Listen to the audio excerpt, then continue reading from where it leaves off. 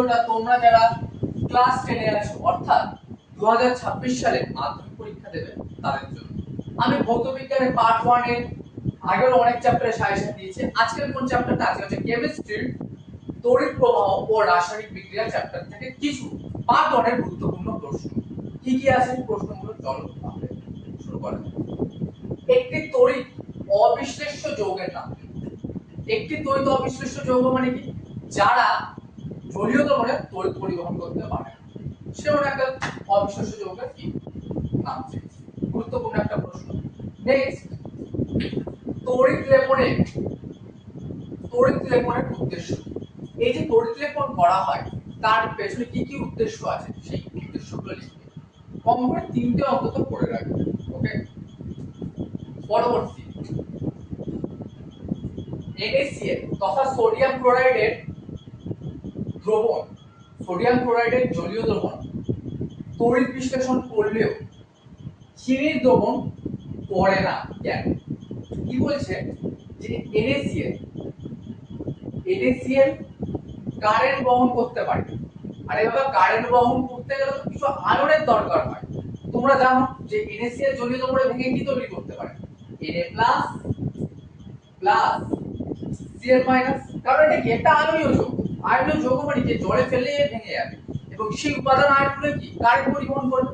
কিন্তু চিনির ক্ষেত্রে আমরা যদি ভাবি, চিনি কি হয়? চিনি একটা কি সমযোজী যৌগ। সমযোজী যৌগগুলো আয়নে ভাঙে না।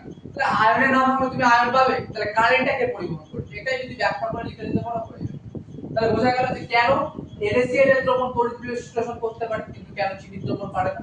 খুবই গুরুত্বপূর্ণ একটা প্রশ্ন, ভেরি ভেরি ইম্পর্টেন্ট একটা প্রশ্ন, অবশ্যই করে যাবে। নেক্সট, ভোল্টা মিটার কাকে বলে? এই প্রশ্নটা ভুলও কিন্তু আসতে পারে, ঠিক আছে?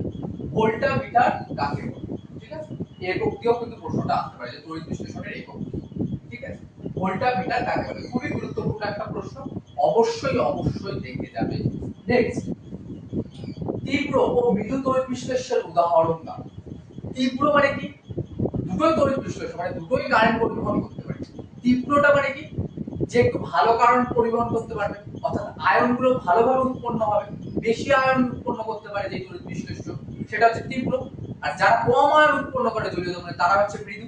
আমি এক্সাম্পলটা লিখে দিচ্ছি, দেখো এক্সাম্পলে কি হবে? H2SO4 অর্থাৎ সালফিউরিক অ্যাসিড এবং মৃদুটা কি হবে? CH3COOH অর্থাৎ ইথানোয়িক অ্যাসিড বা অ্যাসিটিক অ্যাসিড। কেন H2SO4? কেন H2SO4 স্যার তীব্র?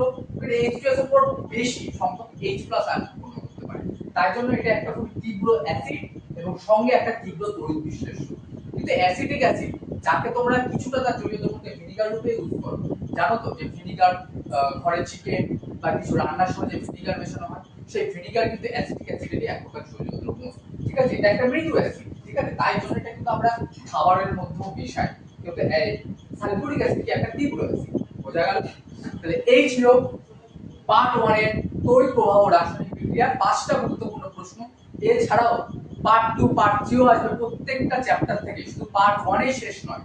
এর আগেও দেখবে আমরা গ্যাসের আচরণ করিয়ে ফেলেছি, পরিবেশের ধারণা করিয়ে ফেলেছি, পর্যায় সারণী করিয়ে ফেলেছি, রাসায়নিক বন্ধন করিয়ে ফেলেছি। অবশ্যই প্রশ্নগুলো তোমরা মাধ্যমিক 2026 পরীক্ষার জন্য অবশ্যই দেখে যাবে। এরপরে আলো আসবে, জলতড়িৎ আসবে, জৈব রসায়ন আসবে। তাই গেম একাডেমি চ্যানেলে যদি নতুন হয়ে থাকো অবশ্যই গেম একাডেমি চ্যানেলটিকে সাবস্ক্রাইব করে দিও এবং ভিডিওটি ভালো লাগলে লাইক করে দিও এবং ভিডিওটিকে তোমাদের বন্ধুদের কাছে শেয়ার করে দিও। ভালো থেকো সবাই। আর কিছুদিন পরে টেস্ট পরীক্ষা, এবং টেস্ট পরীক্ষা যেতেই টেস্ট পেপার বেরোবে এবং তার সঙ্গে কিন্তু দেখতে দেখতে মাধ্যমিক পরীক্ষাও চলে আসবে। তাই অবশ্যই পড়াশোনাটা মন দিয়ে করো। ভালো থেকো।